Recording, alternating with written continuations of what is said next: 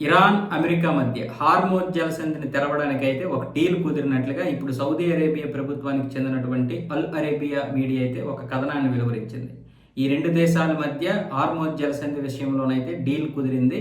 అందుకే ఇప్పుడు అమెరికాకి చెందినటువంటి నావికాదళం పూర్తిగా వెళ్ళిపోతే ఇక హార్మోజ్ జలసంధిని తెరవడానికి ఆ మార్గం సుమగమమైనట్లే అన్నట్లుగా ఈ కథనం అయితే తెలిపింది. ఇంకా అమెరికాకి చెందినటువంటి నేవీ కూడా ఆ దళాలన్నీ కూడా ఒక్కొక్కటిగా కదులుతున్నాయని కూడా ఈ కథనంలో రాయడం జరిగింది. అంటే ఈ రెండింటి మధ్య కుదిరినటువంటి ఒప్పందం మొదటగా హార్మోజ్ జలసంధిలో ఎటువంటి ఉద్రిక్తత పరిస్థితులు ఉండొద్దు, అక్కడ చిక్కుకున్నటువంటి నౌకల్ని ఎవరు ఆపడానికి లేదు, ఇప్పుడు ఆ నౌకలన్నీ కూడా అంతర్జాతీయ జలాల్లోకి అయితే వెళ్ళడానికి అనుమతులు దొరికే అవకాశం ఉంది ఈ రోజు రాత్రి కల్లా అన్న విధంగా ఈ కథనం తెలిపింది.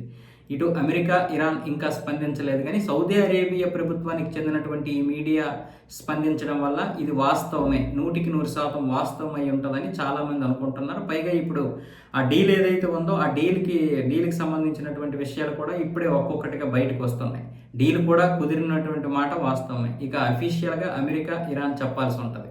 ఇంకా అందులో ఏమైనా ఫిట్టింగ్లు ఉంటాయో తెలియదు, కానీ మొత్తానికైతే హార్మోజ్ జలసంధిని కనుక తెరవడానికి అన్ని అనుమతులు వచ్చేస్తే ఇక ప్రపంచానికి కావాల్సినటువంటి చమురు విషయంలో, గ్యాస్ విషయంలో కొంతవరకు అయితే ఈ పరిస్థితులు ఏవైతే ఉన్నాయో ఆ పరిస్థితులు ఇప్పుడు చక్కదిద్దే అవకాశం ఉంటుంది.